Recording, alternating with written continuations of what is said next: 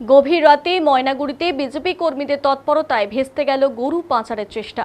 ময়নাগুড়ি হাসপাতাল পাড়া টিভি হাসপাতাল সংলগ্ন এলাকায় তুষের বস্তা এবং বাঁশের মাচার নিচে লুকিয়ে পাচারের উদ্দেশ্যে নিয়ে যাওয়ার সময় উদ্ধার হলো 10টি বাছুর। এই ঘটনায় আসাম নম্বরের একটি পিকআপ ভ্যান সহ এক পাচারকারীকে পুলিশের হাতে তুলে দেয় বিজেপি নেতৃত্ব। ঘটনা তদন্ত শুরু করেছে পুলিশ। ময়নাগুড়ি হাসপাতাল পাড়া টিভি হাসপাতাল এলাকায় এক যুবককে মোটরসাইকেল নিয়ে সন্দেহজনকভাবে ঘুরতে দেখেন স্থানীয় বিজেপি কর্মী সমর্থকেরা। বিষয়টি আঁচ করতে পেরে তারা খবর দেন স্থানীয় দলীয় নেতৃত্বকে। এদিকে বেগতিক বুঝে মোটরসাইকেল চালক এলাকা ছেড়ে চম্পট দেয়। এরপরই ময়নাগুড়ি বিজেপির টাউন মণ্ডল সভাপতি নেতৃত্বে এলাকায় তল্লাশি অভিযান শুরু করে বিজেপি কর্মীরা। তল্লাশি চালাতেই সামনে আসে একটি গরু রাখার খাটাল, আর তার পাশেই দাঁড়িয়ে থাকতে দেখা যায় আসাম নম্বরের একটি পিকআপ ভ্যান। সন্দেহ হওয়ায় বিজেপি কর্মীরা গাড়িটিকে তল্লাশি চালান। তখনই দেখা যায় চাঞ্চল্যকর দৃশ্য। গাড়ির ওপরে সাজানো ছিল তুষের বস্তা, আর তার নিচে বাঁশ দিয়ে মাচা তৈরি করে লুকিয়ে রাখা হয়েছিল প্রায় 10টি বাছুর। ঘটনাস্থলে বুলবুল নামে এক ব্যক্তিকে আটক করে বিজেপি কর্মীরা রাতেই গাড়ি থেকে অভিযুক্ত ব্যক্তিকে ময়নাগুড়ি থানায় পুলিশের হাতে তুলে দেওয়া হয়। বিজেপি নেতা সঞ্জীব বর্ধন জানিয়েছেন, এই ঘটনায় জড়িত 10 জনের নাম উল্লেখ করে থানায় লিখিত অভিযোগ দায়ের করা হয়েছে।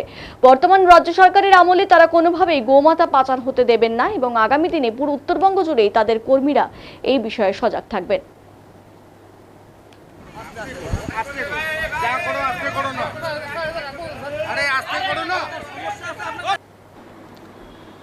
গতকাল রাতে কি হয়েছিল সঞ্জীব বাবু? গতকাল রাত্রে রাত 10:30 থেকে 11টা বাজে, তখন আমি বাড়িতে ছিলাম আর কি। সেই সময় খবর আসলো যে আমাদের পৌরসভার লাগোয়া পেটকাটি মোড়ের পাশে টিভি হাসপাতাল, সেখানে এক গাড়ি গরু এবং সেটা বাইরে পাচারের উদ্দেশ্যে রওনা হওয়ার জন্য প্রস্তুতি নিচ্ছে কিছু সংখ্যালঘু ভাইয়েরা। সে খবর পাওয়ার পর থেকে আমরা সজাগ হলাম। আমরা বিভিন্নভাবে আমাদের বিভিন্ন হিন্দু ভাইদের খবর দিই। তারা বিভিন্নভাবে বিভিন্ন স্থানে উপস্থিত ছিলেন এবং রাত তখন বাজে প্রায় 12:30 1টা। যখন দেখছি যে একটা অচেনা বাইক সেটা ক্রমাগত ঘুরে বেড়াচ্ছে, মানে সে দেখছে রাস্তাঘাট পরিষ্কার আছে কিনা, গরু গাড়িটা বার হবে। সে খবর পাওয়ার পরে আমাদের কাছে যেখানে খবরটা আসলো সেখানে আমরা উপস্থিত হলাম। গিয়ে দেখি একটা খাটাল, সেখানে গরু বলতে কিছু নেই, সে কিছু গরু ছিল, বাচ্চা গরু ছিল। কিন্তু আমাদের উদ্দেশ্য ছিল যে এখানে সামনে যেটা দেখা যাচ্ছে পিছন দিকে দাঁড়ানো। তারপর দেখা যায় একটু দূরে হাইওয়ের পাশে একটা অন্ধকারে একটা পিকআপ দাঁড়িয়ে আছে, সাদা কালারের পিকআপ, সেটা আসাম নম্বরের একটা নাম্বারের বোর্ড।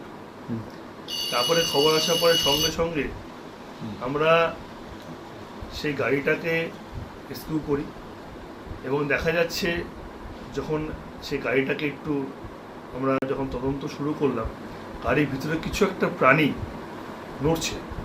তারপরে আমরা দেখলাম সেই গাড়ির উপরে তুষের বস্তা দিয়ে ভর্তি, তারপরে উপরে ত্রিপাল লাগানো। আমরা সেই গাড়িটাকে সেই ড্রাইভারের হাত দিয়ে, তার নাম বুলবুল ইসলাম, তাকে বললাম তুমি গাড়িটা খোলো।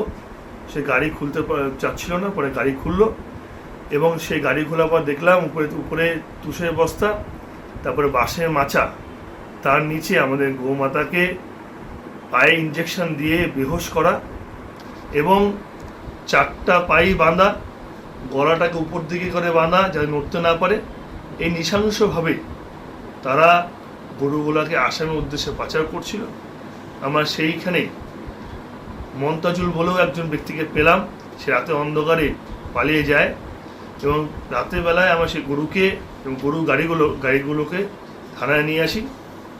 থানায় নিয়ে আসার পরে থানায় সেখানে ভিডিওগ্রাফির মাধ্যমে এবং আমরা আপনাদের মতো বিভিন্ন সাংবাদিক যারা আছেন বন্ধুদের মাধ্যমে আমরা এই যে বিষয়টাকে প্রচার আলো নিয়ে আসলাম যে ময়নাগুড়িতে আমরা এই রকম গো পাচার করতে দিব না।